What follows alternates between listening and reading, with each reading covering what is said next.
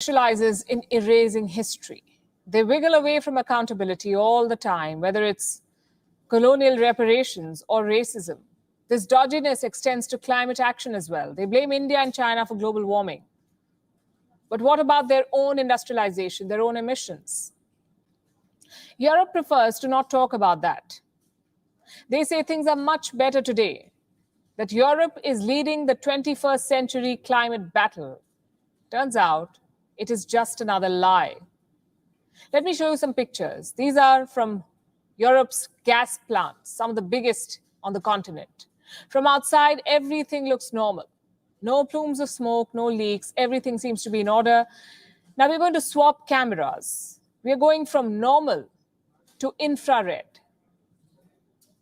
Do you see the difference? Do you notice the steady stream leaking from the pipes? This is methane, the second biggest cause of global warming. You can't see it with your naked eyes because methane is colorless.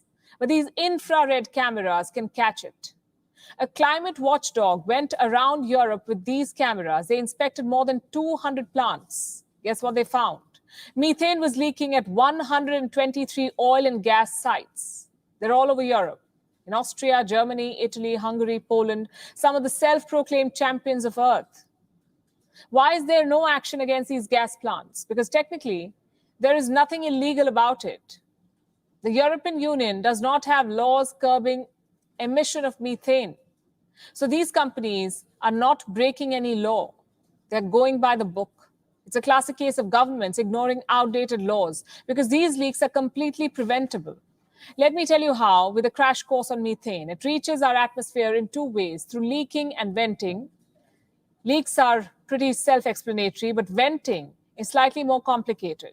When crude oil and coal are extracted, a few unwanted gases are produced. Methane is one of them. What do companies do with these gases? They release them into the atmosphere. That's called venting. Scientists say this is avoidable. Existing technology can be used to cut down emission at the source. There is a lot of methane coming out. If this is confirmed, this methane can be recovered and used. I mean, everybody here uses methane. There is an industrial area here using a lot of methane. Why we have to put it in the sky and contribute to the destruction of our climate? So there must be more rational ways in year 2021 to use methane instead of venting in the atmosphere. Does Europe have this technology? Of course it does. Then why are gas plants still releasing methane? For a bloc that has laws on bendy bananas and the color of your cheese, this is criminal negligence. The European Union realizes this. In fact, they are now drawing up new rules on methane leaks and venting. But don't expect quick results. These rules will go through the infamous EU bureaucracy. Leaders will debate, argue, and blame each other. And all this time, methane will continue to leak. This is tragic news because methane is the most dangerous during its first 20 years in the atmosphere, almost 80% more potent than carbon dioxide. So methane is not a long-term threat. Its effects are more immediate than other greenhouse gases. And it's not just leaking in Europe. The entire developed world is guilty of this. In 2019, the New York Times used infrared cameras to capture methane leaks in the US.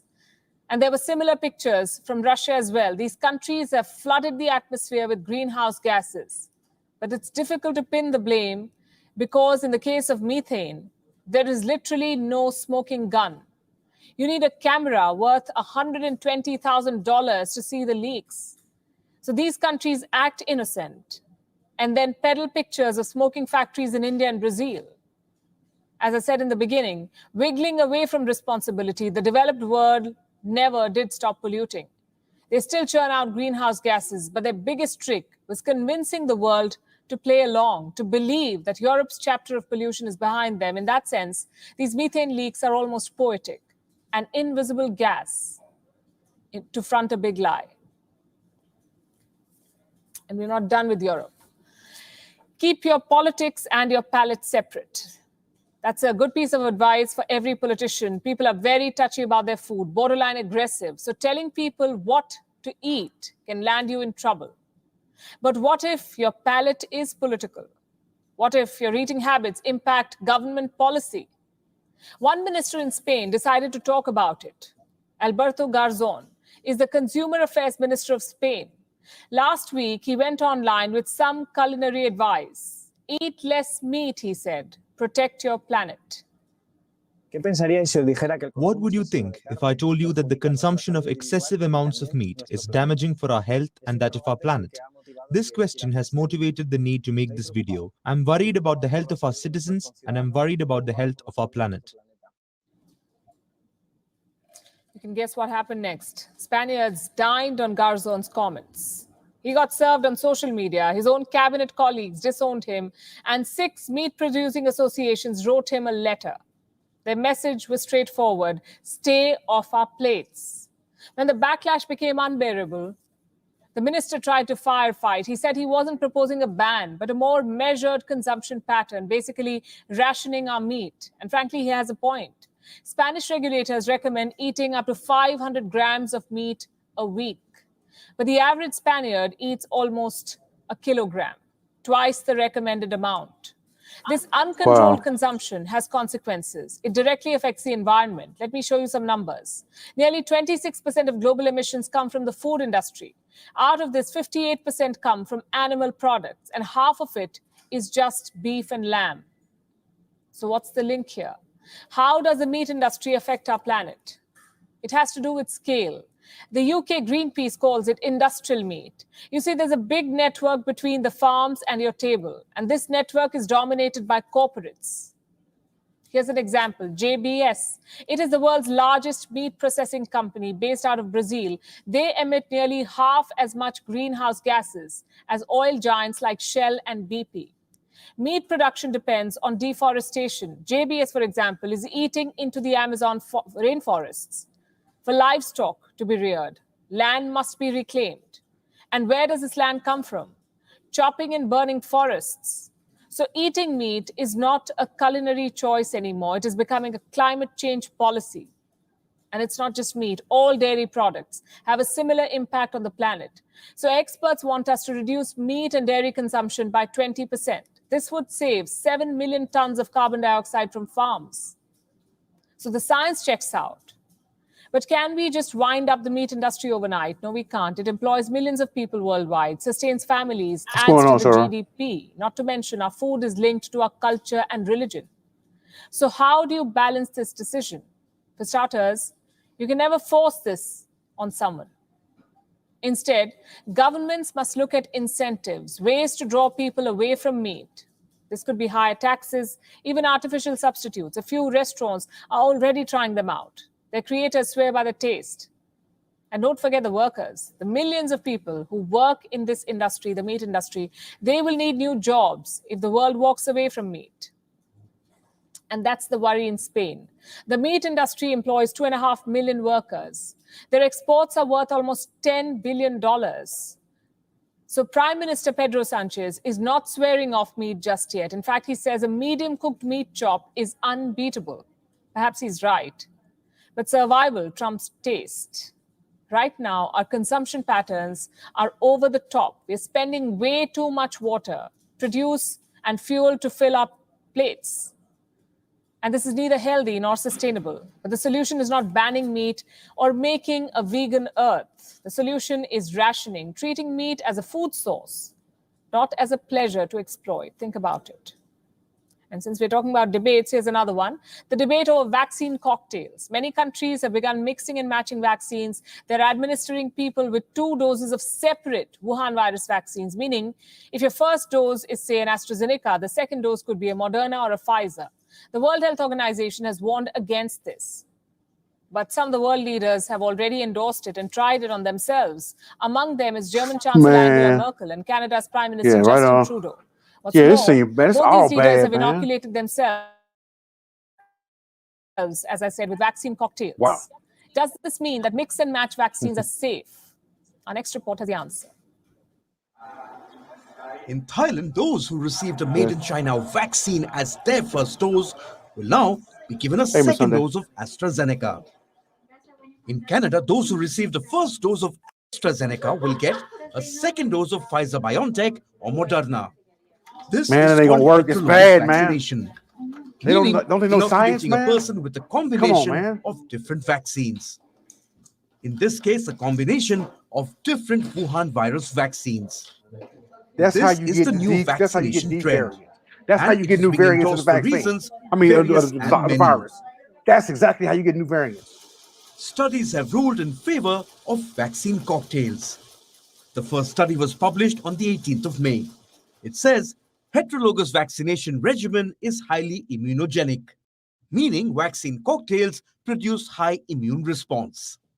An Oxford study on mix and match vaccines found that Pfizer-BioNTech and Oxford AstraZeneca generate strong immune response against Wuhan virus spike protein. And my question would This be, study was what is in published these in viruses? June Why, 2021. if I Even can't before the pause it. Oh month. my God. Okay, yeah, now let me pause it. So my question would be, since if you're able to mix these two vaccines and you're able to get a stronger immune response, then how come what's different in each vaccine, and why isn't both of them whatever is in each vaccine, why isn't that the same stuff in both vaccines? Does that make sense? If it's in one vaccine and you give you another vaccine and they give you a whole other set of coverages, that means when you get one vaccination, you're not covered for another one, right? That's by logic, that's what that would mean. If you may. Thailand announced mixing vaccines after over 600 of its medical workers were found infected with the Wuhan virus. This even after 2 doses of China's Sinovac vaccine. At least one nurse died of the Wuhan virus despite taking the Chinese vaccine. Something I wouldn't take similar nothing is Chinese, playing out man. in Indonesia. Frontline workers are testing positive despite vaccination with Sinovac. Made in China vaccines are proving to be as bad as made in China toys. I told you nothing from China. I'm taking nothing from them, Experts man. are also We need to endorsing boycott vaccine anything Chinese, man. cocktails to neutralize the Delta variant. A booster shot of mRNA is being recommended for those inoculated with a single shot vaccine. Case in point, the Johnson & Johnson jab. There is no official recommendation from the My CDC arms still yet, hurt, man. and For the World real. Health I'm not Organization playing. is warning I'm not playing. My against arm still vaccine hurts, man, from the cocktails. vaccine. My It's a shoulder little bit of a still hurts, dangerous man. trend here where people, Why is it dangerous again? there is limited data on mix and match. There are studies going on. We need to wait for that, and maybe it will be a very good approach. But at the moment, we only have data on the AZ vaccine, Oxford AstraZeneca, followed by Pfizer. The data on mixing Pfizer and AstraZeneca is positive. But we have nothing when it comes to mixing AstraZeneca with a Chinese vaccine. The failure of Chinese jabs is making countries like Thailand That's because desperate. Chinese vaccine is water. It will be a chaotic situation in countries if citizens start, deciding when and who they should be taking a second or a third or a fourth dose. Israel has started It's a administering long a story, third Sister dose of Sunday. Pfizer. It's a long story. Canada is unlikely to turn back on vaccine cocktails. The WHO's waning credibility means that countries take their own calls. Plus, Chinese vaccines are forcing countries to look for alternatives. Ask Thailand. Bureau Report, WION, World is One.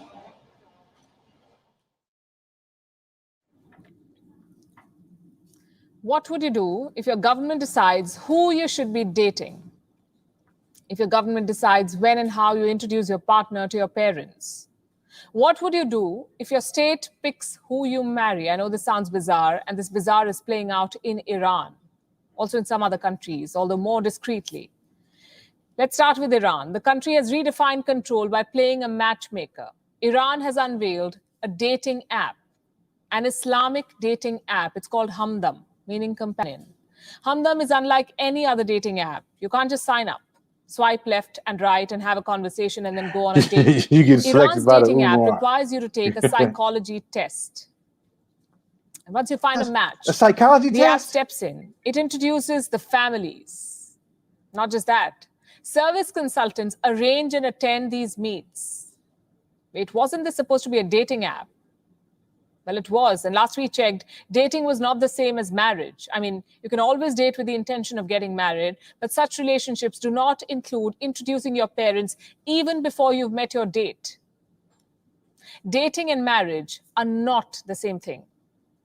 But Iran does not understand this. Its birth rate has dropped 25% over the last 4 years, 25%. And the Wow, Islamic that's black Republic is people levels. desperately looking for people it can marry off and expect babies from. That's down to black people levels, man. Our birth rate is dropping like that, man. Think about it. Exclusively designed by the state Islamic propaganda organization. The app claims to be for those who are, quote unquote, seeking permanent marriage and a single spouse. Well, what about those who aren't? Those who aren't looking to jump into marriage even before getting to know a person. Can they continue using the more normal dating applications? The likes of Tinder and Bumble, they're quite popular in Iran, we're told. But Iran's cyberspace police chief, Colonel Ali Mohammad Rajabi, says all dating apps except Hamdam are illegal in Iran. Does this mean they'll all be banned soon? Well, we do not have confirmation on that yet. But by the looks of it, those looking for love online in Iran may soon have just two options: sign up for Hamdam and get married, or stay single. Here's a question.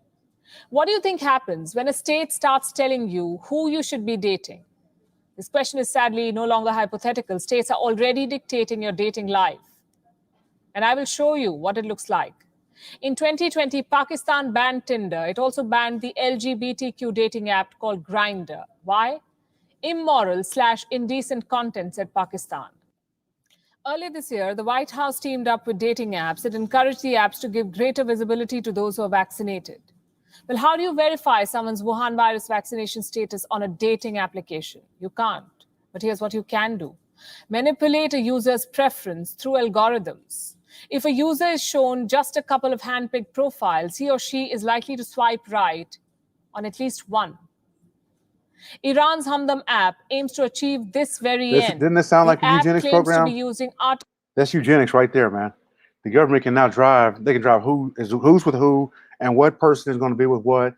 So they can totally drive this eugenics program right there. Countries are filtering the pool of people you can meet, you can date, maybe eventually you marry. By filtering who you meet, the state is interfering with your choice, your right to choice. Pakistan won't even allow you to access platforms where you can meet LGBTQ partners, people of same sexual orientation. These are popular platforms. Between September 2019 and September 2020, Tinder was downloaded 440,000 times in Pakistan, Grindr 300,000 times. You see the numbers. These platforms were an alternative to traditional matchmaking in the world's second most populous Muslim nation. In conservative countries like Iran and Pakistan, dating apps are often a medium of expression, a way to break free from age-old taboos, meet people with common preferences, have conversations that you otherwise cannot in open spaces. But expression can be immoral in some countries. In Iran, it's illegal. And these countries are more than happy to play moral police. You see, we no longer live in times where people are introduced at book clubs or photography societies. The world has moved online. Dating has moved online. The pandemic has accelerated this. In 2020, there were 11% more swipes on Tinder alone.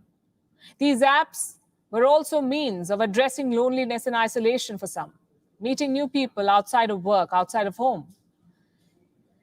It's on these dating apps that youth today are looking for love. 30% of American adults tried online dating in 2019. 39% of American homosexual couples met online. By the end of this year, there'll be at least 370 million active users on dating apps worldwide. Online dating is a $3.2 billion market. It's a market that some countries are unfairly tapping into and dictating terms to. And by doing so, interfering with who we date, how we date.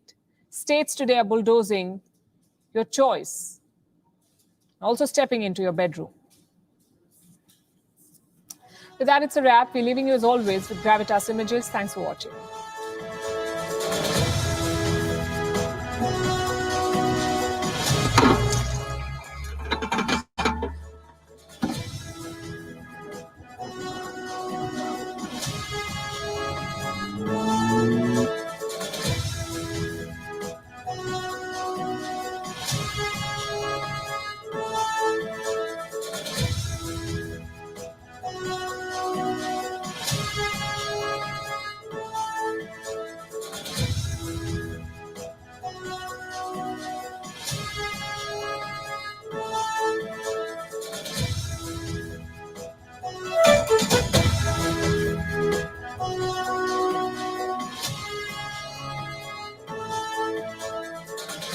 What's up, DOD? There was something I wanted to see. I was trying to rewind it, man, but it looked like they had a. Hold on a second. Let me pause this. So yeah, they had their the DVR on. So I was trying to get. It was showing what was going on in China, in the South China Sea. Let me see if I can get to it. Let me see if I can find another story on it, man. It was amazing, and it actually had me like, man, hold on, man. South China Sea waste. Here we go.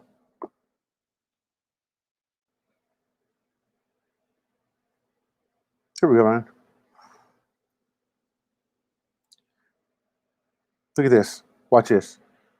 Meanwhile, China says that it has the world's largest 5G mobile network. It also says it has the world's largest car market, the biggest market of computers, of television, mobile phones, electronics. It's a long list. The achievements that China's PR machinery proudly lists time and again. But here's something that they never tell you. China doesn't have enough space to flush its waste. So it is dumping catastrophic levels of human waste into the South China Sea, into waters that it doesn't even control. What's worse, the dumping levels are so high and intense that the waste has formed clusters. It can be seen from space. You have to see this to believe it. These satellite images have been released by Look at that, man. Singularity, Come on, an man. American geospatial firm. They show how human waste released from Chinese ships has accumulated in clusters in the South China Sea. The first image shows you the ships. The second one shows you the unsavory waste they leave behind. These images are from the Tetley Reef region, some 1,300 kilometers away from Chinese coasts. And there are more. Look at these images. They're from the Johnson South Reef. Again, the first image shows you Chinese ships. The second one, a word that rhymes. And these are not the only two reefs China is polluting with human waste. Look at this image now. It shows dumping vessels from China stationed all across the Union Banks, which are part of the larger Spratly Islands. I don't trust nothing Chinese, man. Ships are Come on, present man. near the Look Collins at that, Reef, man. the Hughes Reef, and the Ross Reef. This is not old data. All three sets of images are from June 2021. They show the incalculable damage China is causing, and that too to marine areas it Hey, doesn't beautiful soul. What's even up, Miss control. Eunice? How y'all doing? According to Liz Durr, the CEO of Singularity, the hundreds of ships that are anchored there are dumping raw sewage every day onto the reefs they are occupying. When the ships don't move, the waste piles up. This is a catastrophe of epic proportions, and we are close to the point of no return. This needs to stop immediately. There is merit in this warning, because these reefs feed the inhabitants of the entire South China Sea region. The following chronology tells you how. These are some. Let's talk about what we do know. We know that when right now there's whatever humans let's say we ingest something, it comes out. It's got to come out somewhere, right? So we got Prozac, we got these drugs, we got vaccines, all the stuff that our body's ingesting, and then our liver goes through it and produce and runs through it, and then it turns it into waste, and then we're going, we expel the waste. So imagine all these vaccines and these different drugs that people are taking, that are given, that are not tested, or that are Chinese, that we know are just bad. They're taking this stuff, and then their waste is going here, and then they're dumping the waste onto the food supply. Then the food now is on the food supply. What is the food supply eating? The food supply is eating the human waste. And guess who eats the food supply? The humans. And so it gets worse. Okay, let me hit play, man. Oh, the larvae for the fish that inhabit South China Sea come largely from coral reefs. Spratly Islands are home to the biggest coral reefs in the entire region. By monsoon, the larva settled along these islands gets distributed all over the sea. They become food for fish, that in return become fishery stocks for nations situated around the South China Sea and end up on the plates of their citizens. This includes the Philippines, Vietnam, Malaysia, Brunei, and Indonesia. What does this tell you? That this is not a problem for one nation or one economic zone. This is a health catastrophe that is impacting several nations. What will it take to end it? Convincing China to flush its waste on its own land. Bureau Report, WION. World is One. WION is now available in your country. Download the app now and get all the news on the move. Wow, man. Wow. So, hold on. First, I guess thanks so much for coming in, y'all. I really appreciate y'all coming in today for my little stream, whatever. Part of the reason I'm doing the stream is yesterday on my guy Uncle Suge's channel, he had a thing where he had a lady named Miss Hicks, and it wasn't a positive stream, and I wanted to turn it into something positive. So what I did is I made a link. Miss Hicks is actually she's I would say she's developmentally dyslexic. She's got some mental issues going on, and I'm not sure the appropriate term for it. So let's just say she has some things going on. The Easter seals helped her get her job. She seems like she's a fantastic lady, and she actually has her own YouTube channel. And something that she said that kind of jumped out to me is that she's like, hey, she makes videos and she wants to get to 1,000 subscribers. So I decided that I'm going to do whatever I can to help her get to 1,000 subscribers. So there are a lot of people who have a lot of indignation, and that's what I'm going to call it, because they're talking about Suge and saying, literally are doing live streams where they're talking about him and talking about how wrong this was, but yet still they're not offering any solution. So I like to be solution focused. I like to live in a place of abundance, a place where we actually can utilize all of our resources to help each other, rather than use our resources to tear each other down. So I see this as an opportunity to be able to help this lady get to 1,000 subs. So what I did is I created this link, and all you have to do, I'm going to drop this link right here in the chat. All you have to do, and that's all I'm asking you to do, is just click the link. Okay? If you click the link, it will automatically subscribe you to her channel. So far, we've added on another 50 since yesterday afternoon. We've added on 50 subscribers to her channel. So, hey, think about it. If everybody here who watches this video, if they come in and they click the link, if they share the link and have their friends click it, let's say if we get 100 people and they get 2 people apiece to click the link. Literally, that's all you have to do is just click the link and it will subscribe you to our channel. There's no effort at all. The effort is like what you would normally do is click. That's it. That's all I'm asking. I'm going to stay live. I'm going to continue like streaming news or whatever until, I'd like to see her get, I'm going to do whatever I can, man, to help this lady get to 1,000 subscribers, man. I'm not going to complain about it. I'm not going to sit and point, Prince Suge was wrong. No doubt. No doubt in my mind. You know what I'm saying? What I'm asking, though, is, okay, now that we understand what was wrong, how can we correct what's wrong? Right on, people. So I appreciate that. You know what I'm saying? How can we correct what's wrong? You know what I'm saying? What are some corrective actions that we can take? You know what I'm saying? Corrective actions we could take are just click the link, man. It's not even, it's not where, you have to go and then subscribe to the channel or look her channel up. Literally, it's this right here. Just click it. That's it. And subscribe to your channel. So, yeah, I really want to see this lady get to 1,000 subscribers, man. So I'm gonna ask everybody I know to subscribe to her channel, man. And you know what? And if you don't, If you don't ask her, if you don't ask people, somebody to help, but you got something to complain about, you can just shut the fuck up. You know what I'm saying? Because you're really a part of the problem. This is a chance for you to be able to make a difference rather than being part of the problem.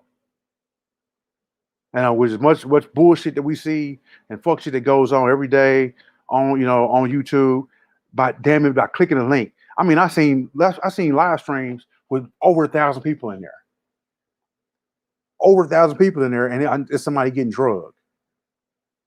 All I'm asking you to do is just click a link, and you got her, and now you subscribe to this lady's channel. Thank you very much, Sonny. Thank you so much, Uppity. Thanks so much, DOD. If you have multiple channels, yeah, exactly, DOD. If you have multiple channels, man, subscribe with those channels as well, man. You know what I'm saying? Let's get her up here, man. Let's get this lady to 1,000, man. We could do it, y'all. I mean, come on, man. How many? It's more than 1,000 people in the black sector, as they call it, the black sector, or the beef sector, the roast sector. You know, I mean, what's it take, man? You know what I'm saying? If you're gonna complain, if you're gonna if you can't say anything to Suge if you ain't clicked this link. If you click the link, hey man, go in on him. Shit, go in on him. You know what I'm saying? Go in on it. If you click the link, if you ain't clicked this link and subscribe to our channel, shut the fuck up.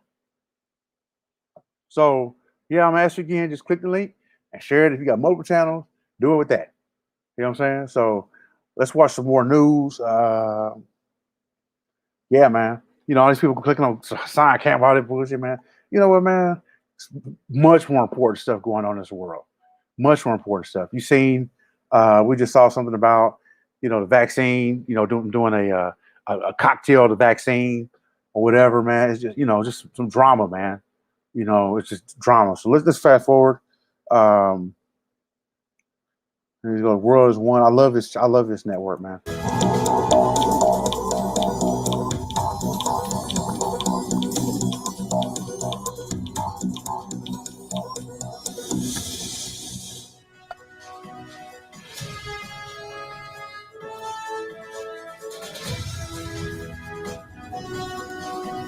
Good evening and welcome to Gravitas. I'm Palki Sharma Upadhyay. Let's get started.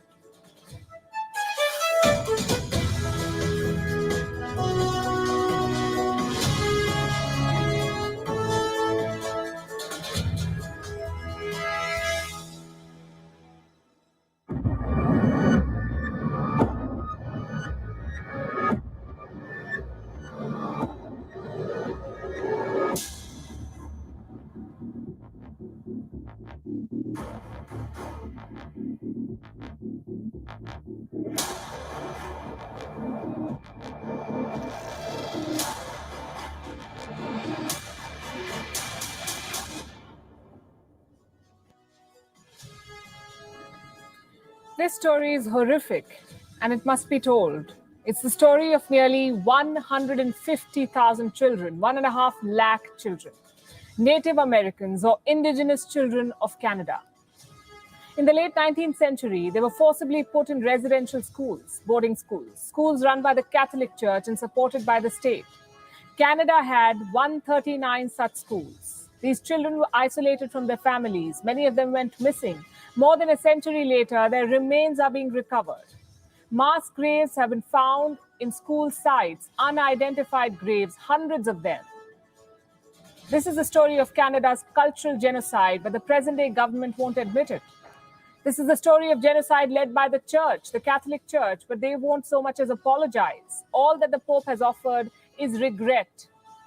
As for the indigenous people of Canada, who still make up almost 5% of the country's population, they're looking for more graves across the country. On Gravitas tonight, we'll bring you the full story. Also on the show this Friday, Twitter has taken its standoff with the government of India to a whole new level. It blocked India's IT Minister Ravi Shankar Prasad for 1 hour. We'll tell you what happened next.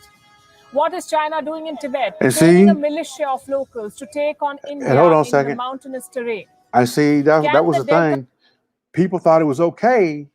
People thought it was okay when Trump variant of the Wuhan virus got vaccines. hold on a second. A report on what people thought it was okay for Twitter to ban Trump. You never think about it when it's on the other side, man. You got to think about it when the other guy, when it gets out of control and they start affecting you. That's the thing about free speech, right? Free speech, and I know it's where Twitter's a privately owned company, but you know, that's the thing about free speech. It's free speech is here not to protect polite speech. Free speech is here to protect impolite speech. It's here to protect things that you think that are impolite, things that would offend you. Because you have no, I mean, anything short of shouting fire in a crowded movie theater should be protected at all costs. I mean, you know, otherwise anything else is censorship, man. You know, hey, you can't say that. Hey, you can't say that. And usually, what we find is people who are about forms of censorship, where they say what you can and cannot say. When they begin to limit what you can and cannot say, then that's when you begin totalitarianism, and that's a society that I do not want to live in. That's right, Sister Beautiful Soul. That's right. It goes both ways, man. And so these are the same people, you know. So if they block the President of the United States, who is the most powerful person in the world, they took away his chance to be able to speak. Now they blocked India. Then they block who else? Who else do they start blocking?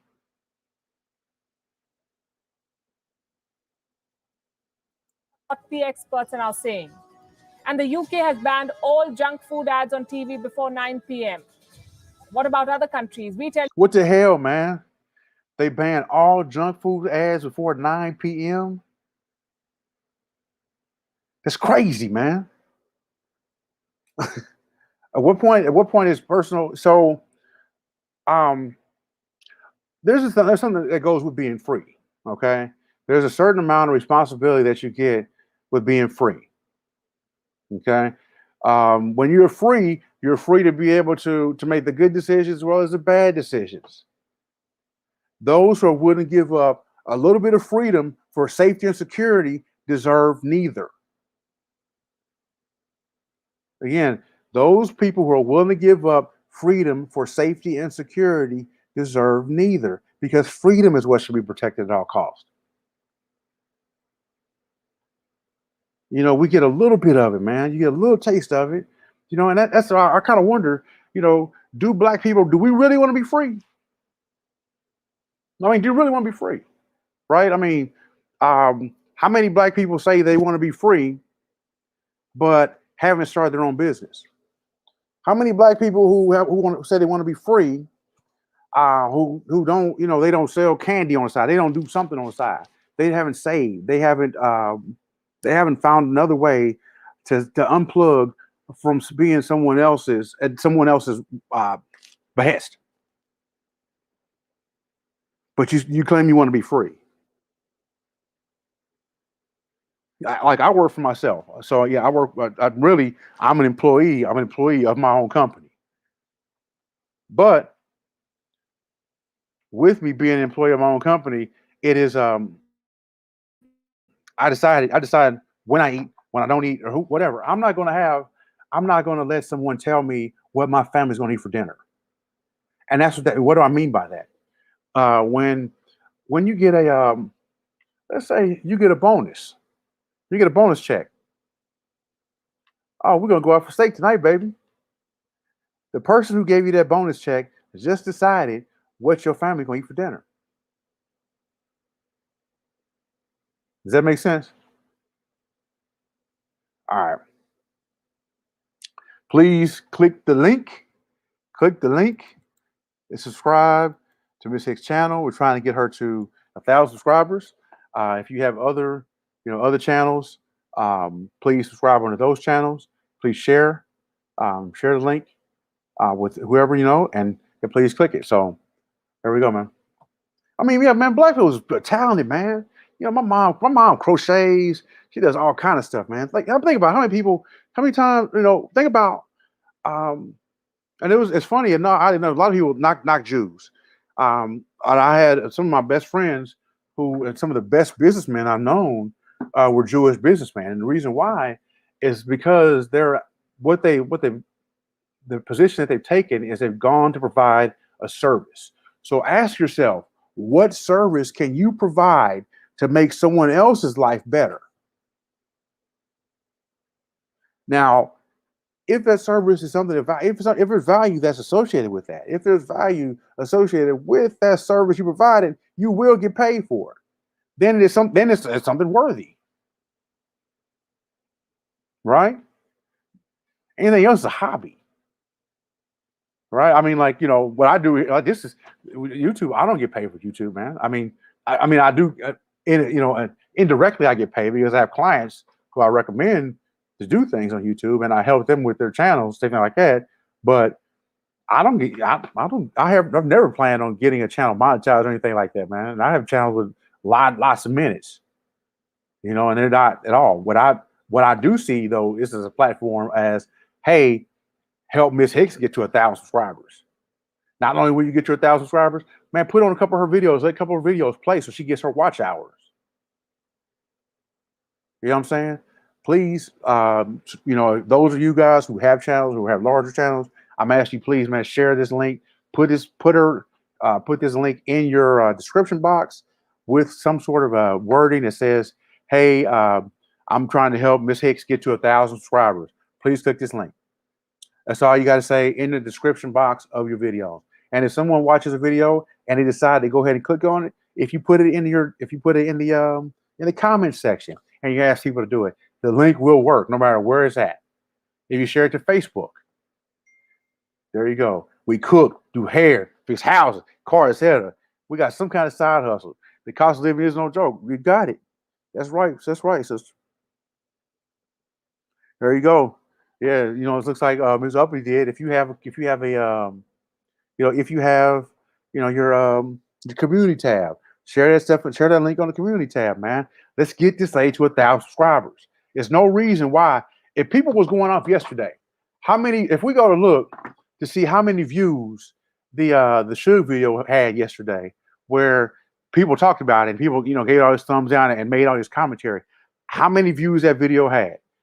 If that video had over 1,000 views and she don't have 1,000 subscribers, if you felt bad about that video, you full of shit, because you should have subscribed to her channel. I mean, immediately when I saw her go up there, I super chatted and I said, "Hey, what's her channel name? I'll subscribe." I immediately went to subscribe to her channel and subscribed under all the other channels I have.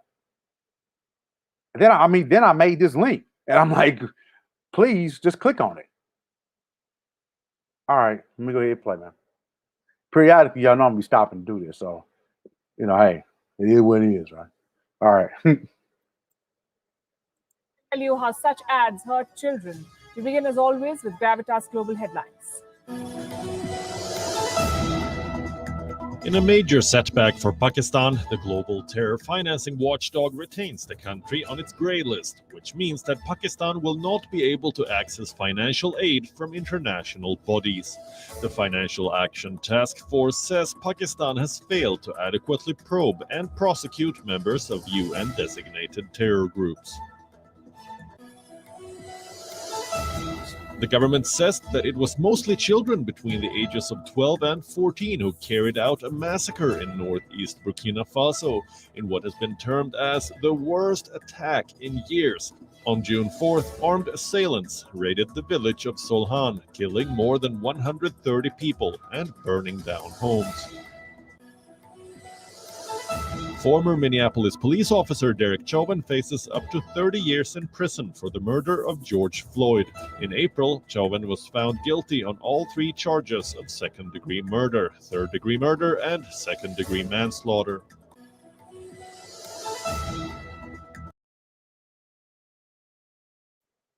It's a rare occurrence when you can help someone achieve or reach your dreams. It's a rare occurrence. And when it says something that is so easy as just clicking a link, or I put in the URL that I have in the that's on the top of the screen, when it's something like that, and you're able to help someone achieve their dream, because this is what she said she wants. She wants to become a YouTuber. Her goal is to get to 1,000 subscribers. When that's the case, and it's somebody like that, and if you can help them, then you do whichever you can in your power to help them.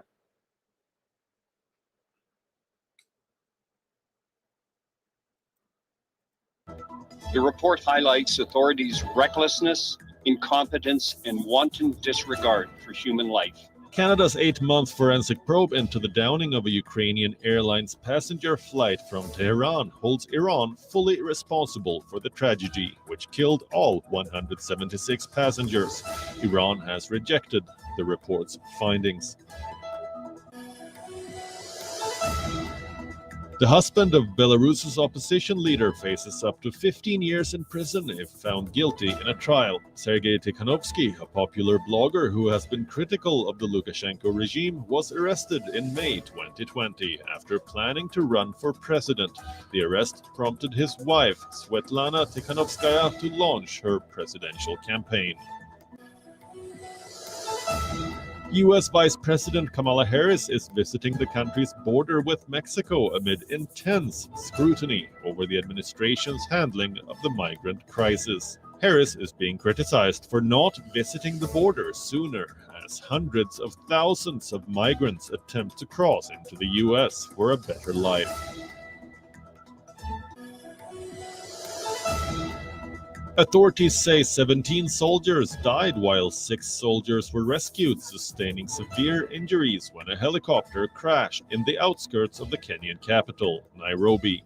The Kenyan military confirmed the crash, but did not disclose any details. In retaliation to Russian aggression, Ukraine imposes sanctions on dozens of businessmen and enterprises with alleged links to Russia's defense sector. 55 Russian banks and separatist areas in eastern Ukraine have been banned from using their assets or withdrawing capital for another 3 years. Wimbledon returns after a 1-year hiatus from Monday, but the field for the prestigious Grand Slam has seen 2 more high-profile pullouts. World number 3 Simona Halep will not defend the title she won in 2019 after failing to recover from a calf injury sustained in May at the Italian Open.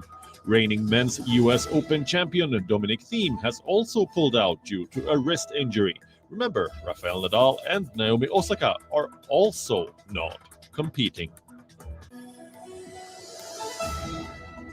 Tokyo Olympics President Seiko Hashimoto has accepted that more stringent COVID-19 countermeasures are needed for the Games, which begin next month. The comments come after 2 members of the Ugandan Olympic team tested positive following their arrival in Japan last Saturday.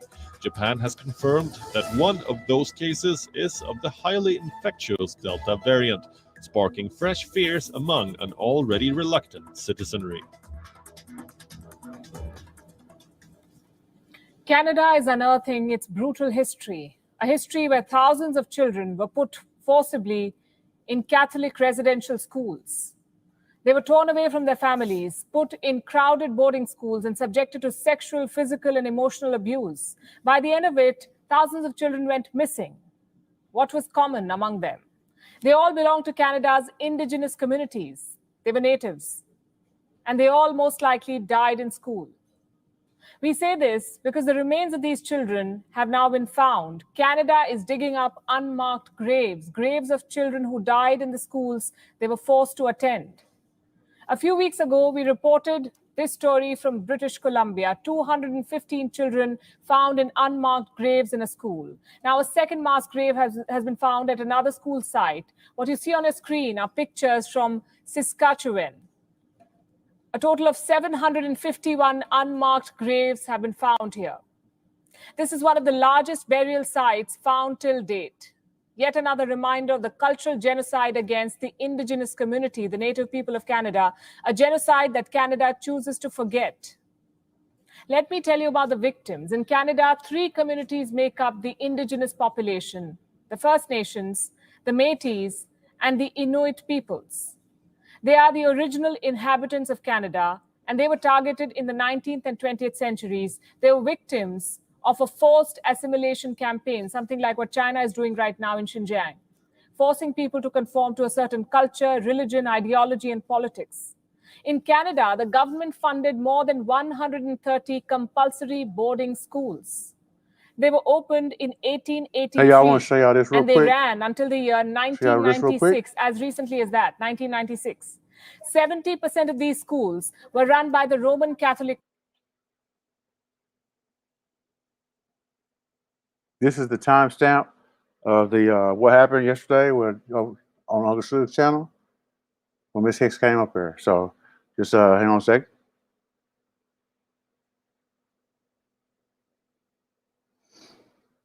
You see this video has 2,000, almost 3,000 views.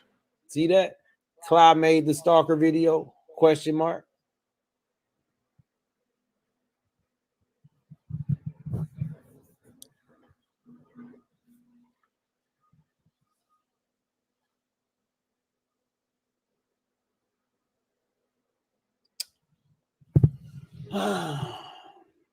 Some things just seem a little off to me, man. That's all I'm saying.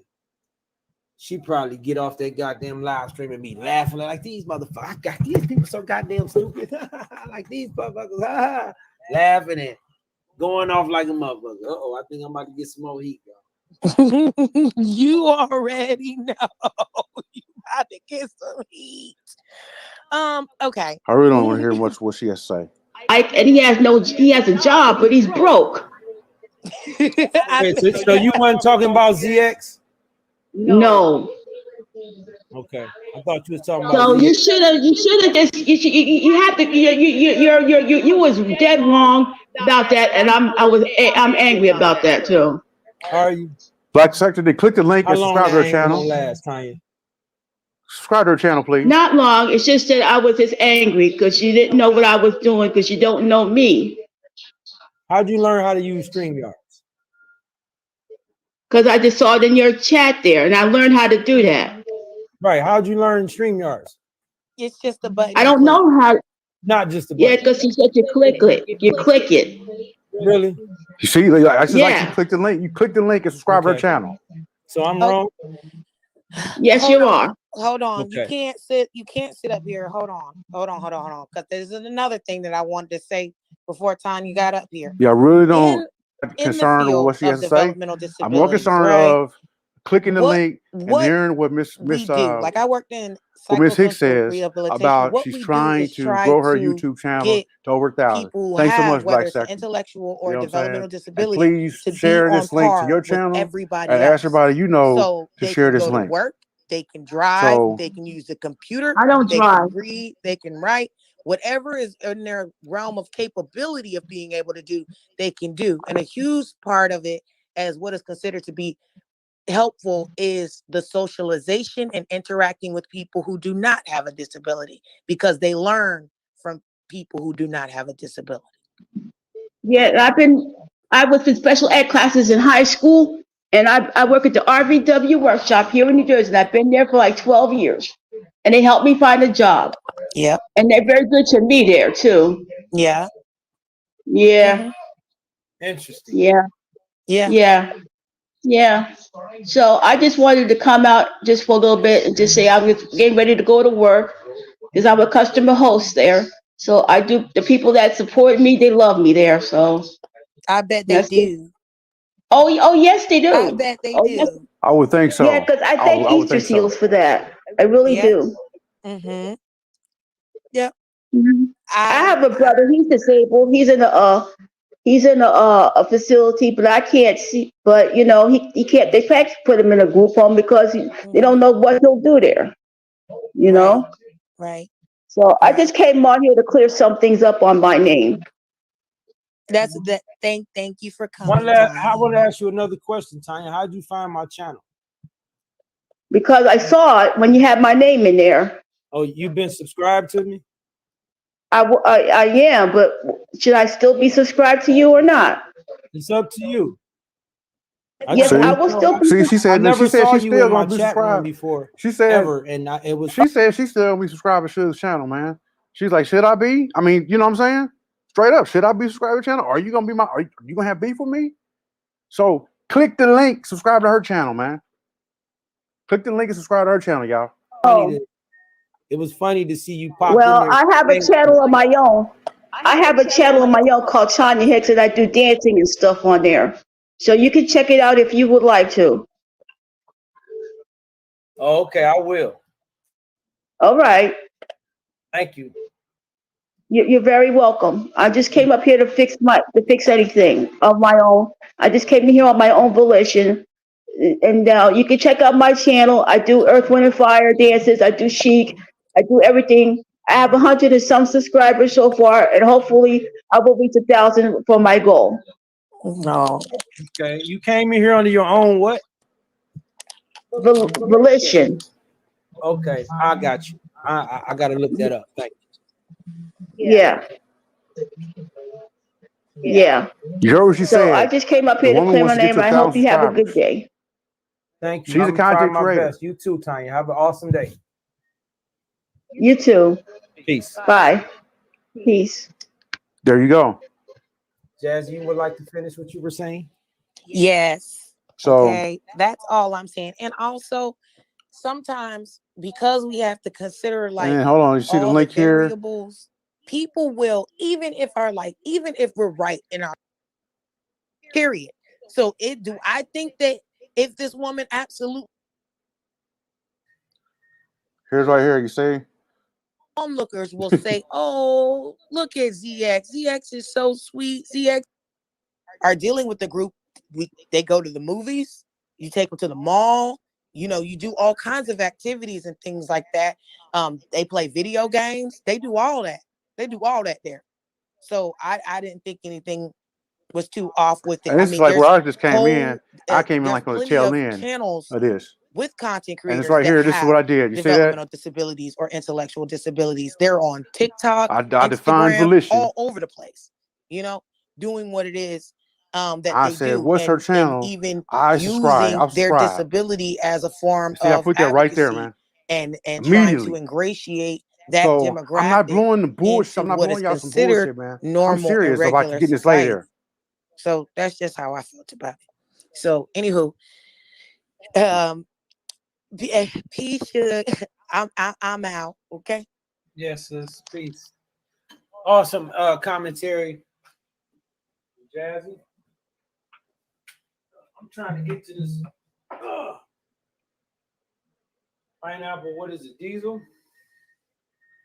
Yeah. Shout out to Darren for the contribution to the channel. Salute to you. I want to get this lady to 1,000 subscribers, man.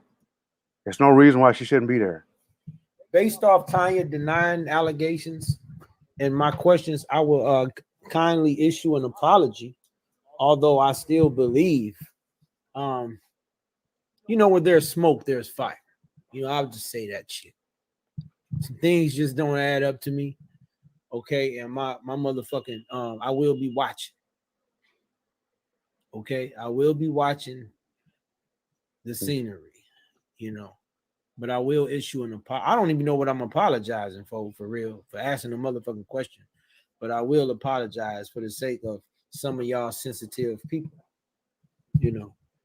I can't apologize for people getting upset for shit that it's their own feelings about something. It's not no one's intentions, Let's get her monetized, man. She got videos on her channel, man. Let the videos play, man. Subscribe to her channel, let a video play, man. Anybody else? Shout out to you, bro. You know what I'm saying? This is why we should just research before we speak on things. Well, that's only if you speak in indefinites. I would agree with that. It's the research was already researched, and I played all the research and showed you where I came up with my question. There's nothing to research and find out that's going to definitively. And this is when for Miss Hicks, her channel. So I was gonna put it out there, man. So all people have to do is just click on that link, and it'll automatically subscribe them to her channel. Awesome.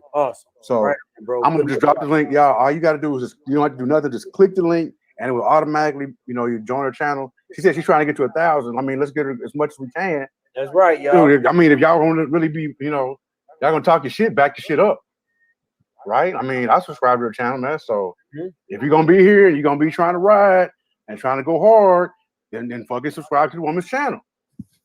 I just watched a couple of her videos, man. She out here trying to get it in, man. Support her, man. She's a content creator. You know, just as somebody, I mean, you too, right? And she's expressing you herself. So I think it's pretty cool, man. Oh man, yeah, that's awesome, man. That's what we do over here, man. I appreciate that. That's what the team do over here, y'all. You see what I'm saying? We rock out. Yeah. You know what I'm saying? Here you go. Here's the link. I just put it in the chat, man. So please just click on the link, y'all, and it'll automatically subscribe you to her channel. You know what I'm saying? Chewbacca out.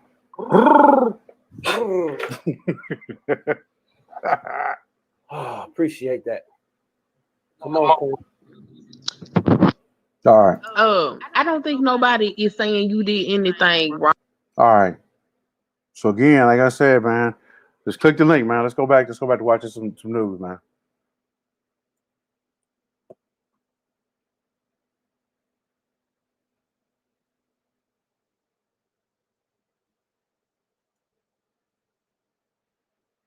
There's no reason why she shouldn't have 1,000 subscribers, man.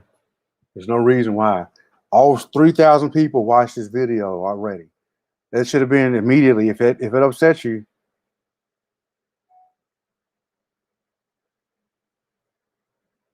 you know what I'm saying? Right on, Miss Shanice. Yeah. Meanwhile, China says that it has the world's largest 5G mobile network. Let's go here. It also says it has the world's largest car market, the biggest market of computers, of television, mobile phones, electronics.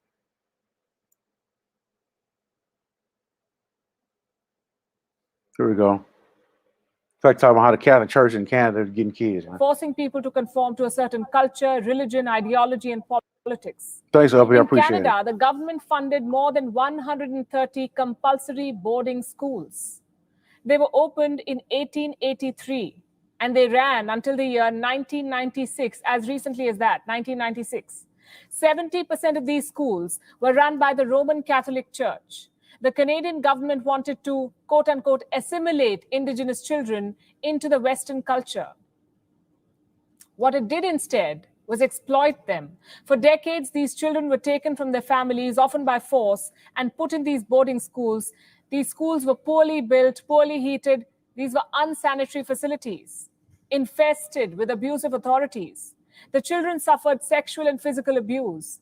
They were barred from speaking their own language. Right on, Some Books, children man. managed to And when you escape get the on, man, torture, but many please, others were not so please, lucky. man, you know, In the year go ahead and 2008, share. Canada established a Share National the link, Truth man. and Get Reconciliation everybody you know to Commission, a click it, body man. to investigate these If everybody residential gets somebody they schools. know, if they get The 2 or 3 commission people they found know to that click it, man, we're 4,100 gonna get her children there, went man. missing from these schools across the country. The indigenous community believes the number is much higher. One estimate says 6,000 children could have died while attending these schools. And now, as more graves emerge, the picture appears far more grim. The judge who led this commission now says that the number of victims could go well beyond 10,000. The same investigation also found the Roman Catholic Church responsible for these heinous crimes. The commission urged the Pope to apologize. Canadian Prime Minister Justin Trudeau made a personal appeal, but the Roman Catholic Church has categorically rejected all of these demands. So far, the Pope has only expressed sorrow for what happened to these children. The response is unfortunate, but hardly surprising. When has the church apologized or admitted guilt? It is mired in the biggest sexual abuse scandals in the world. For years, the Catholic Church has dealt with complaints of sexual abuse by bishops. What does it do? The church needs to admit its role in the cultural genocide and forced conversion of people all over the world. Right on, Sora. I appreciate But that. the indigenous communities of Canada are not holding their breath for that to happen. Instead, they've launched a nationwide search for mass graves. Local leaders are referring back to the stories they heard from their elders. And on the basis of these accounts, they're deploying ground-penetrating radars in areas where their schools used to be. And this is how the graves in Saskatchewan were discovered. Over the past years, the oral stories of our elders, of our survivors, and friends of our survivors have told us stories that knew these burials were here. In 1960, there may have been marks on these graves. The Catholic Church representatives removed these headstones, and today they are unmarked graves. 80-year-old Florence Sparvier went to the same boarding school. Earlier today, she shared that indigenous people were labeled heathens by members of the Catholic Church, and the nuns told the children that they did not have souls. I'm 80 years old, and I went to boarding school down there. I was taken by my parents to go. At that time, if the parents didn't want to allow their children to go to boarding school, one of them had to go to jail. So in order that we keep the family together, we went to boarding school. They brought us there, we stayed there. And we learned, they pounded it into us, and really they were very mean. When I say pounding, I mean pounding. They made Look, us I just saw somebody go live. Souls. Somebody go live, and they're about to. This guy is about to have some indignation against someone about Ms. Hicks, but still ain't asked not one person the first to subscribe to her channel. You know what I'm saying? Please subscribe to her channel, man. You know what I'm saying? If you're gonna put her name, and my name, her name is not even in my description box. It's not. I mean, it's not in my. It's not in the not in my title. So I'm not clout chasing. I'm saying click the link. It's in the description box saying, "Hey, please click the link, man." You know what I'm saying? Yeah, man. That really makes you mad, man. Seeing that. If you can go on about some other bullshit, man, why can't you go on about that, man? Otherwise, you clout chasing.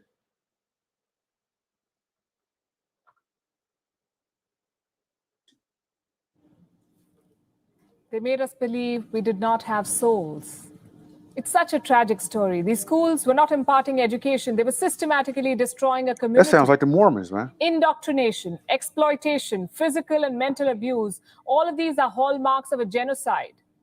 These Catholic schools in Canada committed these grave crimes, but the Catholic Church does not admit it was a genocide. Well, neither does Canada. Prime Minister Justin Trudeau projects his country as the vanguard of democratic values, but Canada is yet to acknowledge this genocide against its own people.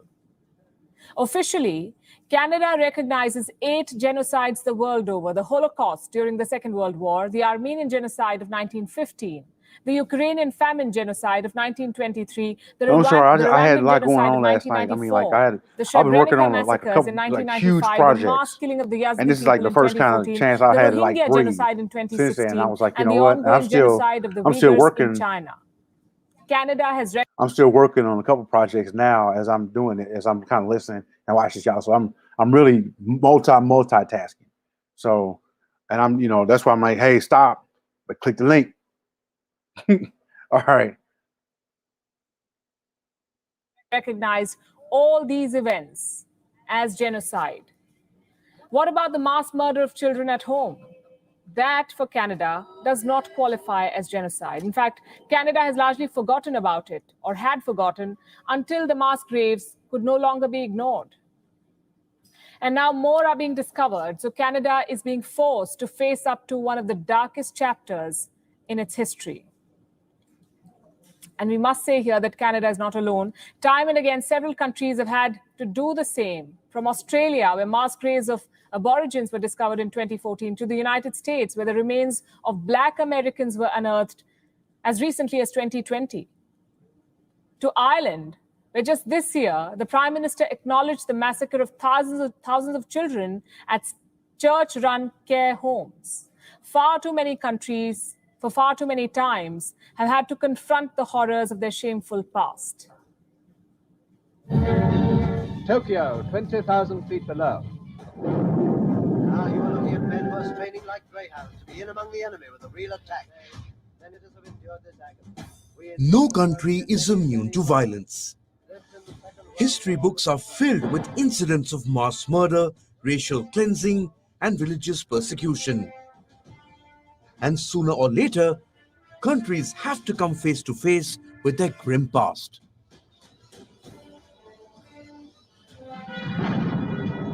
In Spain, there's a vast complex near Madrid, where 33,000 victims of the Spanish Civil War are buried. It's called the Valley of the Fallen. In the aerial bombardment of undefended cities. It contains mass graves of opponents of Spain's fascist dictator Francisco Franco. Franco ruled Spain from 1939 to 1975. And in this period, he moved the remains of thousands of those he executed to the valley without informing their families. The graves remained out of reach of the families for decades. Until 2018, when Spanish Prime Minister Pedro Sanchez made the rehabilitation of these victims a priority.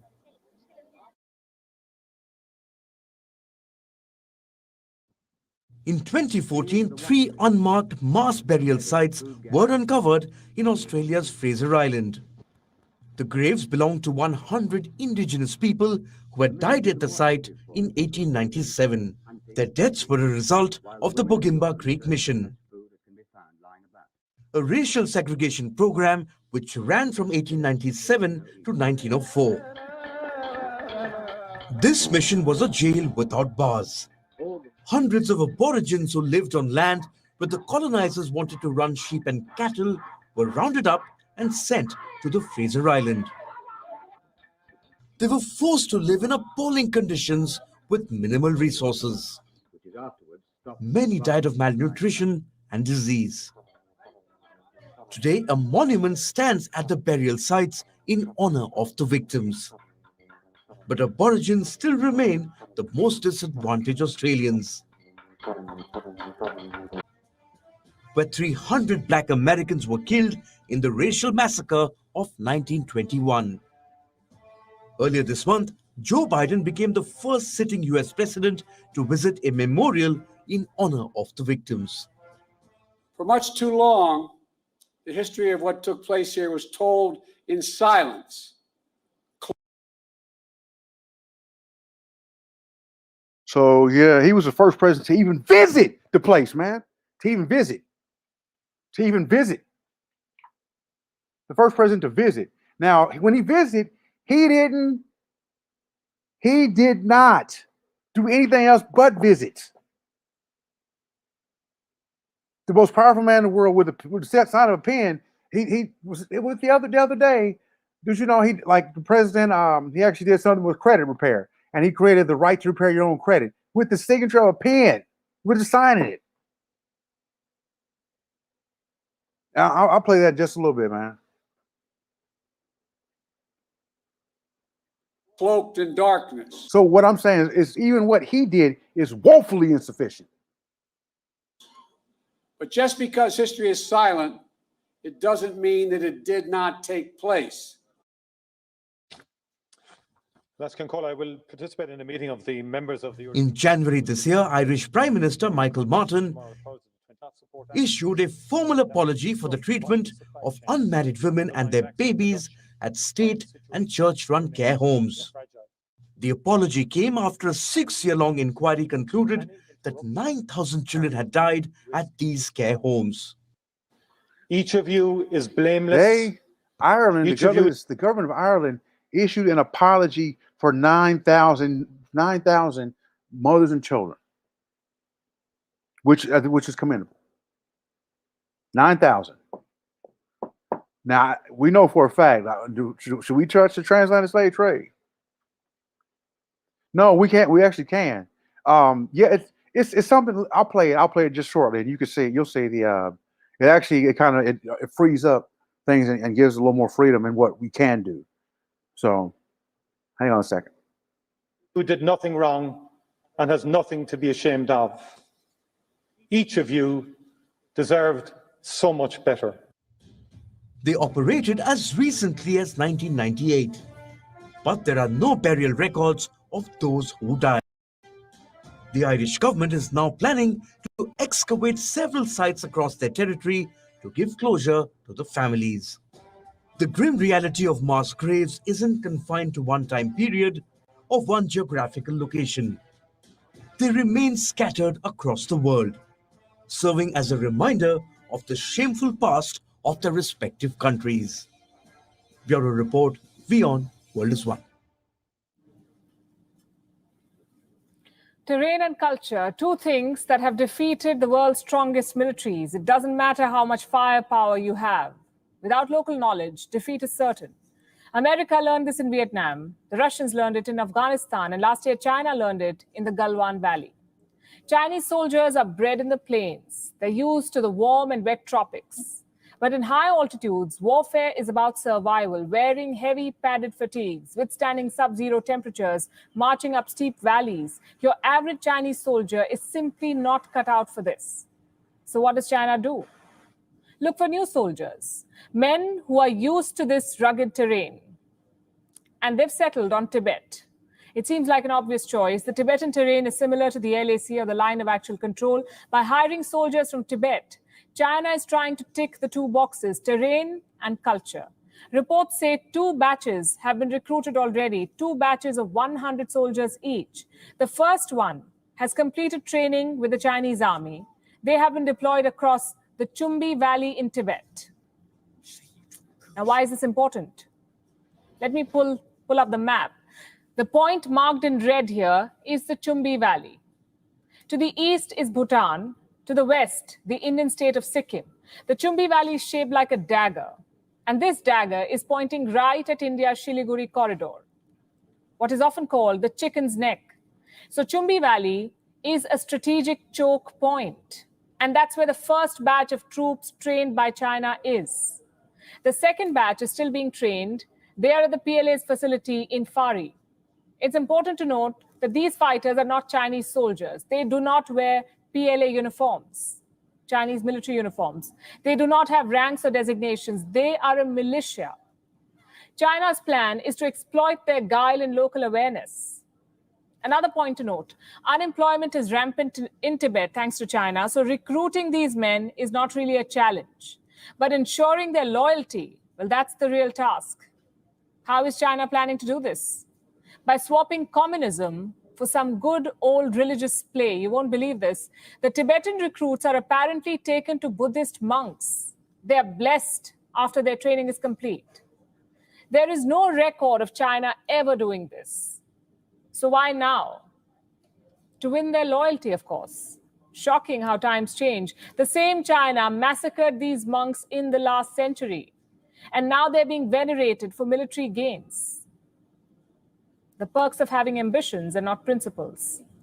So that's part one of China's plan, to hire local fighters. The second is to acclimatize PLA soldiers to high altitude.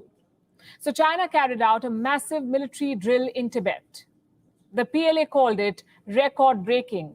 The drill focused on 3 tasks. 1 is training with cutting-edge technology, 2, combat exercises, and 3, high-altitude training. The drills were organized at a height of more than 3,700 meters. Snipers, field repair, and rescue teams were all part of it. The PLA's aviation unit also got involved. They deployed attack helicopters while the ground forces trained. We know the drill happened in Tibet, but where in Tibet? Well, China won't say. What should India make of these moves then? There are 2 ways of looking at it. 1, the PLA is not exactly invincible. Their high altitude capacities are woeful. And it was exposed during the clashes in Galwan. The problem is, Chinese soldiers are much like Chinese goods, assembly line products. In 2010, there were 2.1 million Han servicemen in the PLA and just 4,300 Tibetans. Most of the Han soldiers do not do well in the hills. So Chinese invincibility along the LAC is a false. India, well, not yet. As we just told you, China is fast closing this gap. They recently set up the Special Tibetan Army Unit.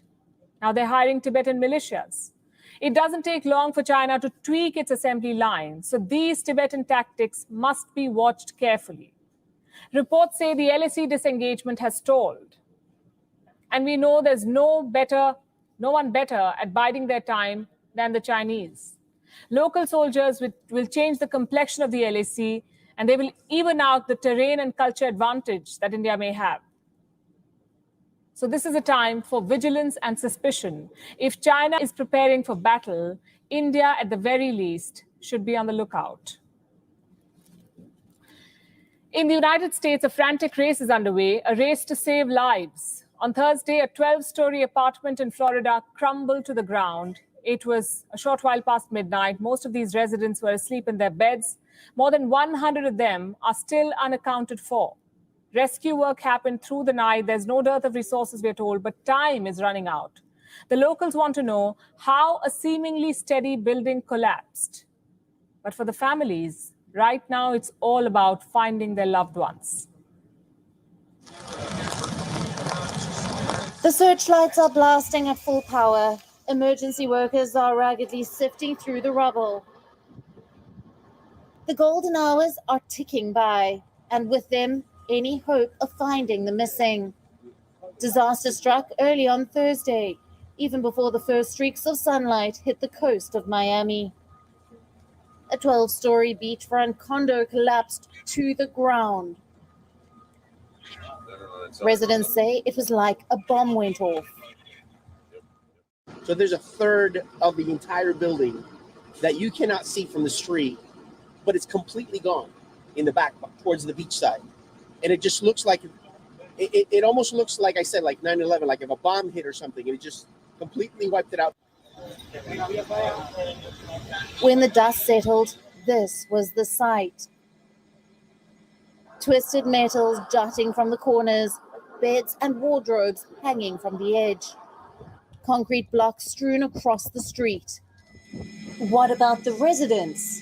There are multiple casualties and more than 100 still unaccounted for, possibly buried under this pile of debris. Rescuers have been working non-stop, combing through the rubble, searching for survivors. Late into the night on Thursday, they had some success. This young boy was pulled out from under the debris. He was laid on a stretcher and taken to the hospital. President Joe Biden has offered federal resources to bolster the search. We are ready to move from the federal resources immediately, if in fact we're asked for it. But we can't go in and do it now, but the FEMA is down there, taking a look at what's needed, and including from everything from if the rest of those buildings have to be evacuated as well, finding housing for those people. The locals here are scared and traumatized, but they also want answers. How did a seemingly robust building collapse? The condo was in the process of being recertified. It's a routine inspection that happens every 40 years. There was work being done on the roof and elsewhere. Did these repairs trigger the collapse? It's still too early to say. For the families of the missing, these questions can wait. We have that apartment and they're friends of the family. And just today they had decided to stay the night. Of all days, they chose the worst one to stay there. And this happened. It's all up to these rescuers now. They are working double shifts, marching selflessly into collapsing basements. They are on the lookout for signs of life, a deep sigh or a squeal for help. But time is not on their side. Florida is staring at one of its worst disasters. These eerie pictures of a shared condo will forever haunt its residents. Bureau Report, We On, World is One.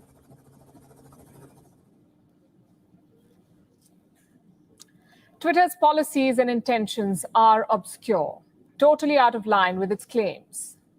Freedom of speech, for example. Twitter tries to be the harbinger. What the platform actually does is often block free speech.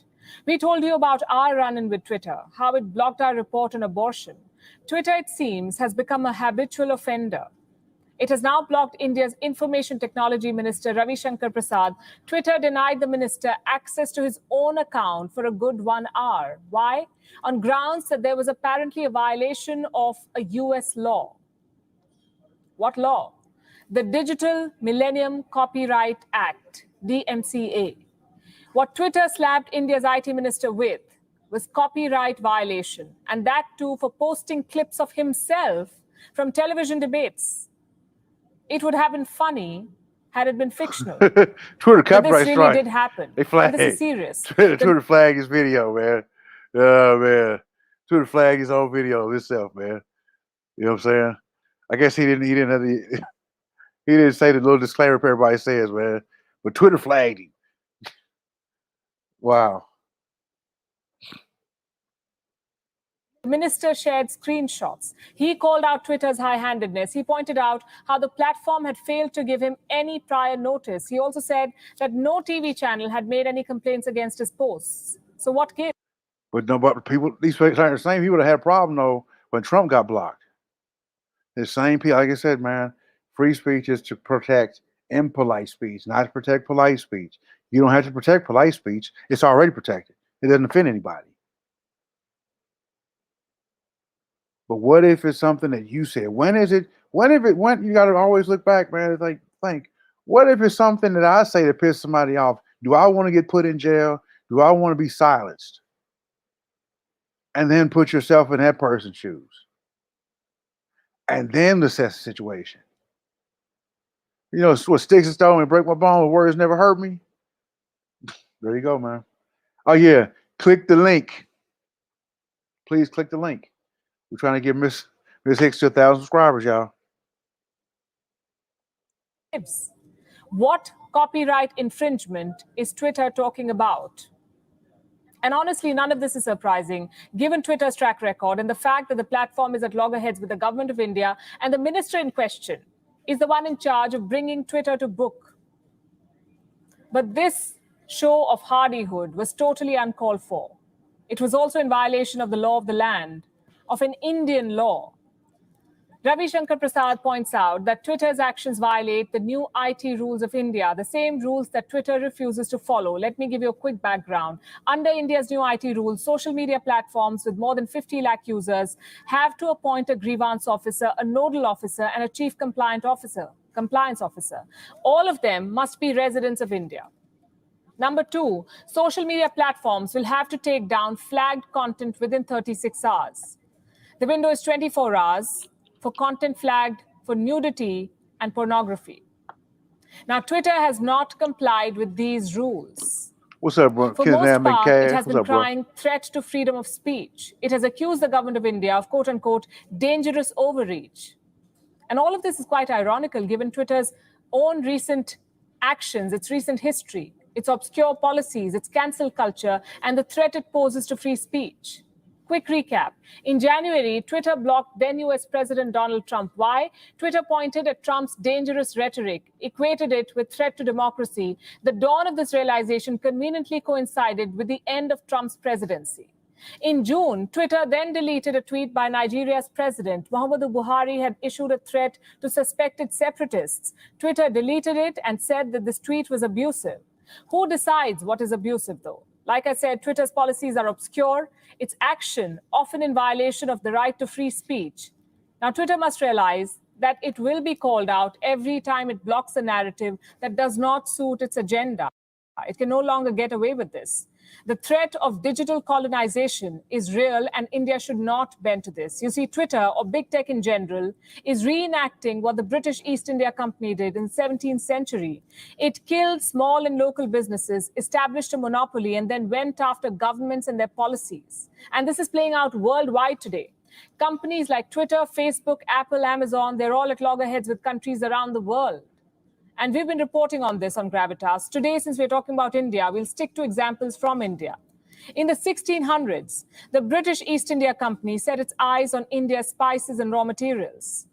Today, in 2021, Silicon Valley giants are fighting it out for India's online market, the biggest market after China. In 2020, Amazon challenged a probe announced by India. Earlier this year, WhatsApp tried to slap obscure policies on India, abuse its legal gaps, and now Twitter is refusing to cooperate with the government of India. It is trying to bully, blackmail, and challenge elected lawmakers. Was the violation of India's new IT rules Twitter's messaging to the government? Was this a show of non-obedience? In that case, the message from the government of India is clear, and let me quote from from what the minister said today. No matter what any platform does, they will have to abide by the new rules, the new IT rules fully, and there shall be no compromise on that.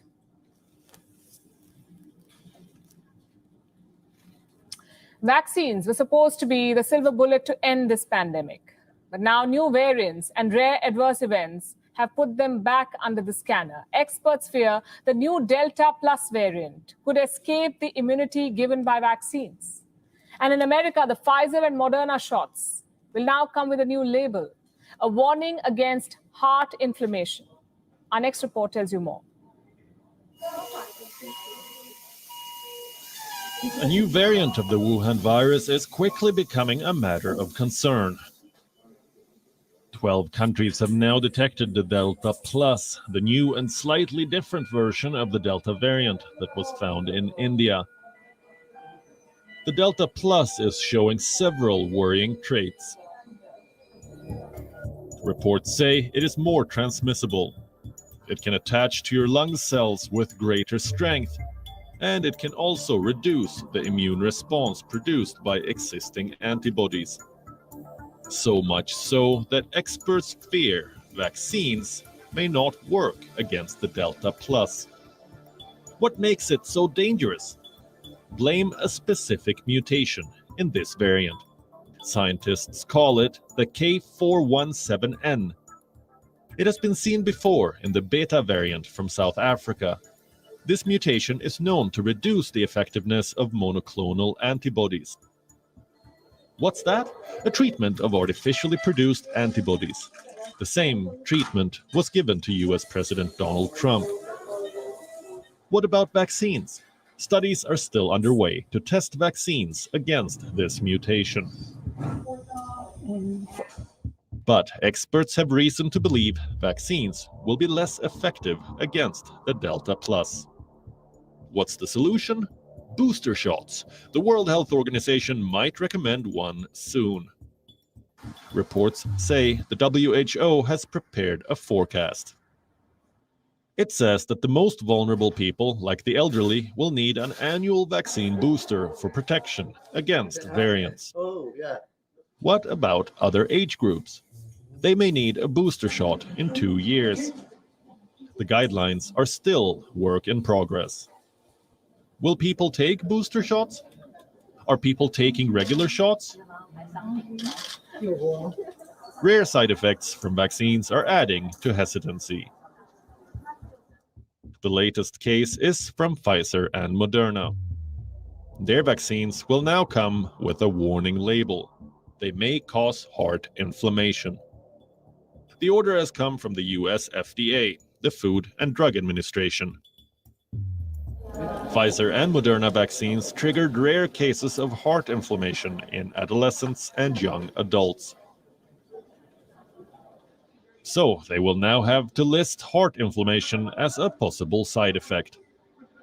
American officials say the side effect is extremely rare, and patients with heart inflammation recover quickly. But here's a fact. Wuhan virus shots were the world's fastest produced vaccines.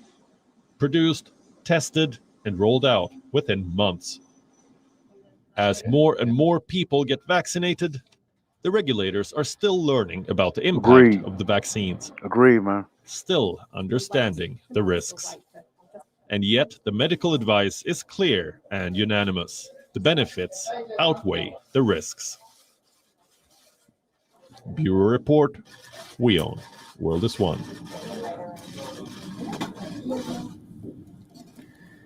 They say in politics, there are no permanent friends or permanent enemies, only permanent interests. Europe's big two decided to put this to the test. French President Emmanuel Macron and German Chancellor Angela Merkel.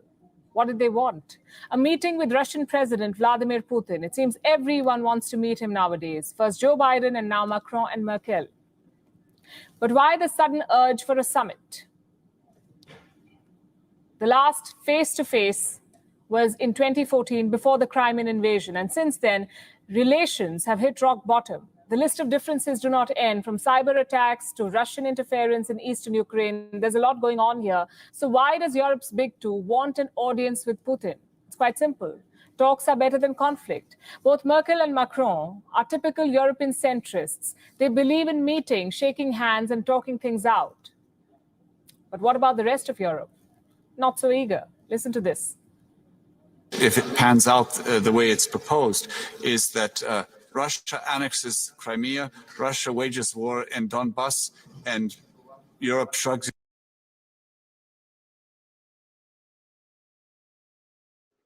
Again, the real purpose of me doing this stream is to help Miss Hicks get to 1,000 subscribers.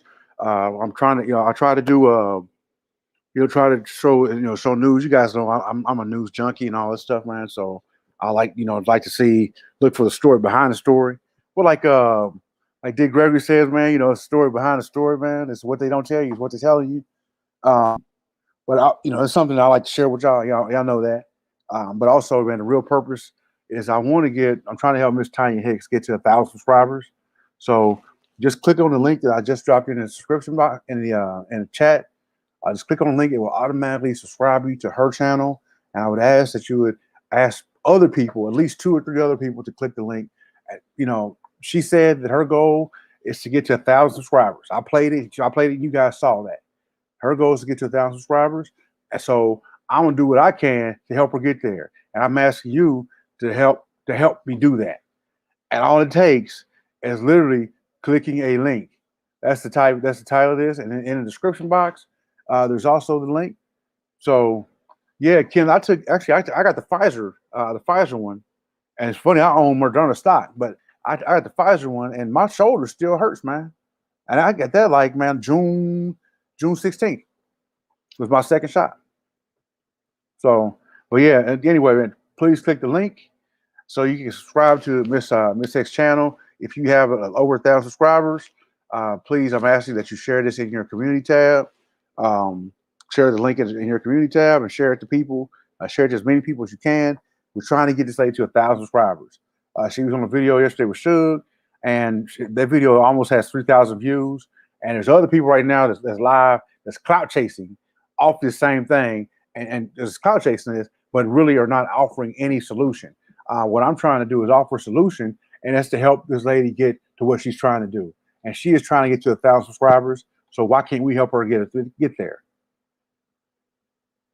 This is an auto subscribe link. So what it does is if you click on it, it will, if you're not subscribed to her channel, it will automatically subscribe to her channel.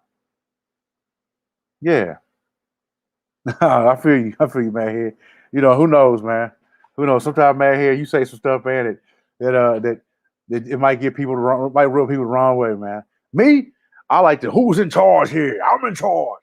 I mean, I've been watching you for a while, bro. So, but anyway, here we go. Its shoulders and continues to try to speak a dialogue. I don't mind meeting I know she's not Vladimir subscribed to me, Putin so by the 2 presidents. She's not subscribed to me. I don't think she knows who I am. So, but it's a rare chance, man, in your life when you're able to help someone achieve their goals, achieve their dreams. And if you able to do it with as little effort as possible by literally, bam, by left clicking a mouse, and you're able to help somebody achieve their dream. That's easy. So, and if that's her dream, and damn it, then all I gotta do is just click a link and say, I'm gonna do it, man. I'm gonna ask people to do it, man. So I worry out till I ask you, man. Please click the link. Please click the link. Thank you.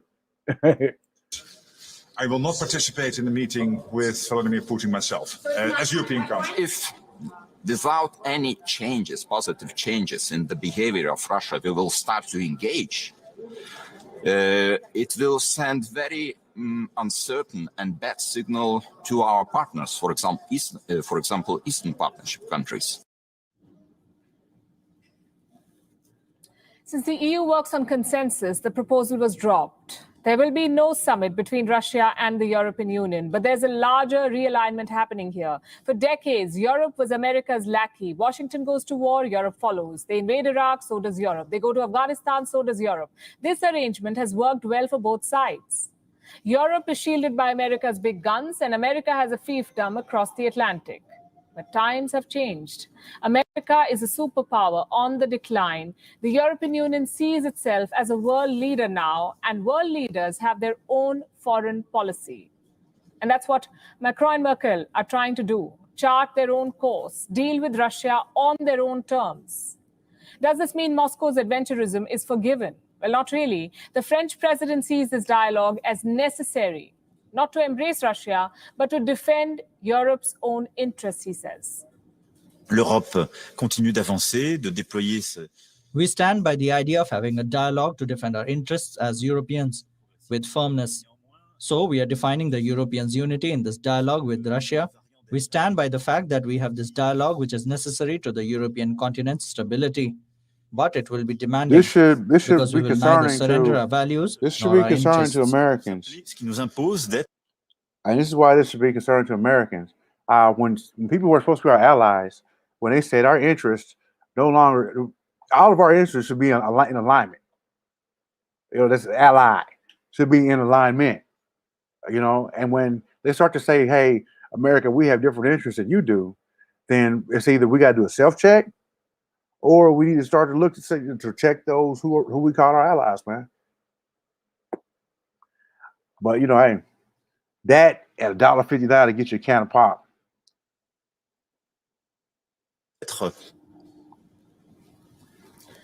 Most of the opposition is coming from Eastern Europe. And there's a reason why. Russia shares a 2,250-kilometer-long border with the EU. These border states are not interested in talks. They understand the threat of Russian expansionism. As for Germany and France, well, they're nestled inside the EU, away from the Russian reach. So they propose talks. And they haven't given up on the idea yet. The question is, how long can the small Baltic states resist? France and Germany are the big two. One is the economic powerhouse. The other is the only nuclear power in the bloc. Together, they have enough influence to organize a summit. How does Russia see all of this? What is it saying? It believes the proposal was linked to Joe Biden's meeting with Putin. Russia thinks the Geneva summit was a signal to Europe, a signal that Vladimir Putin is not a pariah anymore and that Europe must also try and talk out differences. But getting there will not be easy. You have 27 sovereign nations clamoring over one foreign policy. It's a recipe for logjam. Moscow won't mind these divisions, though. In fact, it will encourage them. Russia, you see, is Europe's biggest source of energy. Its interests coincide on Iran, Syria, and Libya. So a divided Europe benefits it. No solidarity, no sanctions. As for Europe, this is a test of their independence and their resolve. On China, they have been more than happy to ditch the Americans. Russia, being a neighbor, is a bit more complicated, but the principle is the same. Permanent interests, not permanent enemies. India's homemade shot, Covaxin, is at the center of a storm in Brazil. Last year, the makers of Covaxin had offered to sell the vaccine in Brazil. An agreement was signed in February this year. But now the deal is under investigation. Brazil's federal prosecutors suspect corruption in the way the agreement was reached. And at the center of it all is a middleman. It's an agreement worth $320 million. An agreement for 20 million doses of Covaxin. Brazil wanted to buy the made in India Wuhan virus vaccine. The deal was signed in February this year. But now the agreement is under the lens of Brazil's federal prosecutors.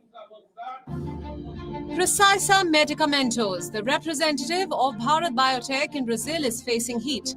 Reports say that it had quoted a cost of $15 per dose. Brazilian prosecutors believe that this price was higher than any other vaccine in the market. The track record of Precisa Medicamentos is another reason for scrutiny. The company's associates have been accused of irregularities in their previous contracts with the Brazilian government. In a statement, Precisa Medicamentos maintains that it has negotiated the same price with the governments of 13 other countries. The response failed to convince Brazil's lawmakers. They have launched an inquiry. A Brazilian Senate commission is conducting its own scrutiny of the deal. A shareholder of Precisa Medicamentos was supposed to appear before the lawmakers this week, but he has requested for another date, saying that he is in quarantine after traveling to India. Brazil's President Jair Bolsonaro has come to the defense of the deal. Bolsonaro says his government has not spent 1 cent on Covaxin and that the country hasn't received even a single dose of the vaccine. So there is no question of corruption. How does Bharat Biotech, the maker of Covaxin, look at this controversy? In a statement, the company said that it is yet to provide vaccine supplies to Brazil and that it has been consistent and transparent in its pricing with all governments. Covaxin is yet to be approved for public use in Brazil. For now, it has been permitted to conduct a phase 3 trial, but how this investigation unfolds could very well have a bearing on the future of Covaxin in Brazil. Bureau Report, WION, World is One.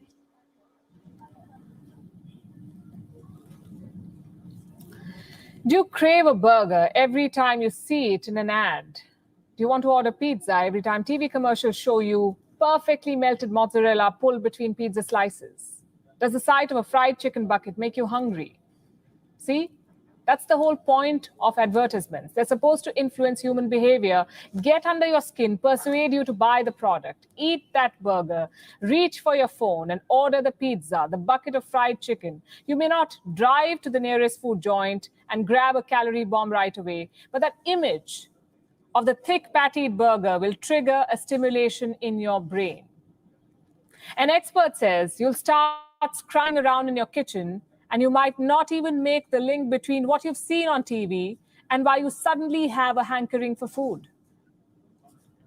Well, we adults understand the psychology of ads. We can control our food cravings, well, most of the times, and with some effort, we can even train our brains to navigate junk food. But what about children?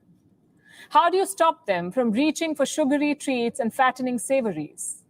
The United Kingdom has come up with a solution. It has decided to ban junk food ads before 9 p.m. First things first, what qualifies as junk food? Food products that are high on sugar, salt, and fat, the likes of chocolate, burgers, soft drink, cakes, sweets, ice creams, biscuits, packed juices, chips, crisps, pizza, you get the drift. TV channels will only be allowed to air ads selling these products after 9 p.m., which is post the average bedtime of children. Now, this is a very good move. And that's the reason why we chose to talk about it tonight. You see, if a country wants to fight obesity, it must start early, start with the children. The UK government's move hits the nail on its head. Instead of asking junk food companies to reduce sugar content in their products, only to have them replace it with another unhealthy ingredient and sell the same product as 0 calories, this ban on junk food ads reduces a child's exposure to junk food. It reduces his or her craving for it. You may say, children cannot tell, that they're too young to identify products based on their ads. But you'll be surprised how children today know way more than you think they do. In 2018, researchers studied nearly 300 children from China, Brazil, Pakistan, Russia, Nigeria, and India, all of them aged 5 and 6. They were shown photos of popular brands, both local and international. More than 60% could associate a Coca-Cola swirl with an image of a soda glass. A study found that children today prefer junk snacks over traditional home-cooked food. I would say this is true for children even below 5 or 6. I want to show you a viral video from last year. It's of a 4-year-old girl. Her name is Lila. She bursts into tears because she's told she will have to eat mummy's cooking. She's got to eat mummy's cooking now. I'm sorry. I'm so sorry. I'm so sorry. That's because mama cooking needs some. Her mama cooking needs some paprika. She needs some paprika on that bud, some season salt. That's what's wrong with her mama cooking. That's why she crying. Hold on a second. So heart's closed too. Where else did we eat? So we can't get no McDonald's. I